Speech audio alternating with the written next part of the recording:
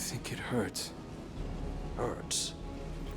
I could feel Savathun behind my eyes when she reached into my mind.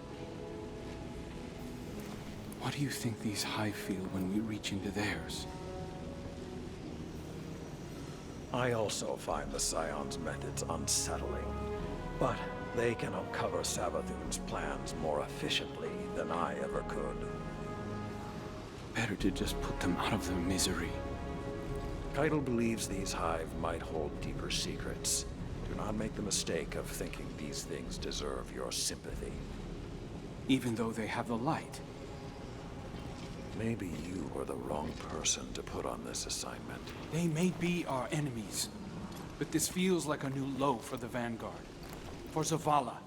Watch your mouth. You New Light see Zavala as some toothless diplomat, but you wouldn't believe what he sacrificed to become the man he is.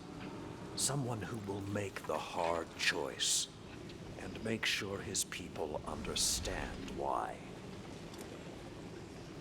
Then I can't wait to hear the speech about all this. You want a speech? Today the Vanguard did what had to be done. Mercy prevailed. Speech over. Say it a little louder.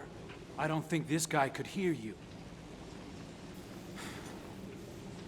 This doesn't look like mercy to me. Then you're not looking hard enough.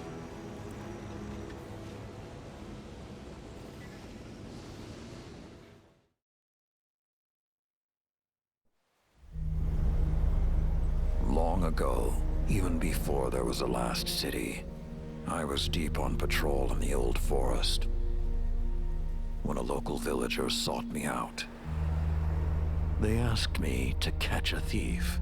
I told them the Iron Lords were no mercenaries, but I saw their pride as well as their poverty. When they offered me a loaf of black bread instead of coin, I agreed. Just before sunrise, I caught my thief. A young girl, stealing what she could carry. Food when she could find it, coin when she couldn't, weapons to protect what she had taken. There was no fear in her eyes. She said the bandits in the forest ordered her to steal in exchange for protection. The penalty for theft in those times was death. Instead, I pulled the crest from around my neck and pressed it into her hands. I told her the wolves would protect her. In a settlement rich with stolen supplies, I found the bandits and cut them down. 38 lives to spare one. And for a time, I believed that was mercy.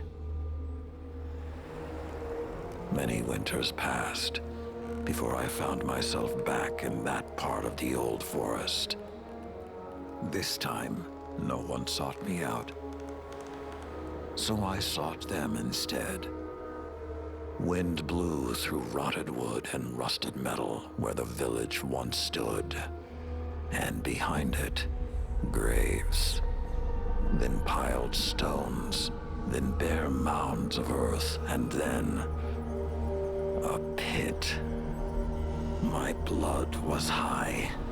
I tore through the forest, hunting for those responsible. Finally, in a settlement rich with stolen supplies, I found her. A lightless woman with my crest around her neck. There was no fear in her eyes. She spoke plainly. When the villagers could no longer tithe, her wolves no longer protected them. She bled them dry, and when they had no more to give, she sent in her men, unleashed her wolves.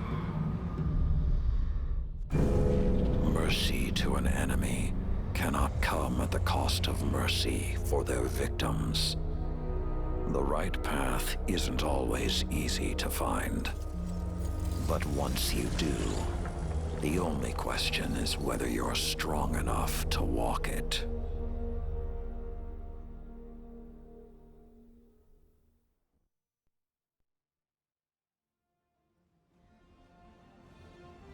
Consider that the next time you feel pity for our enemies.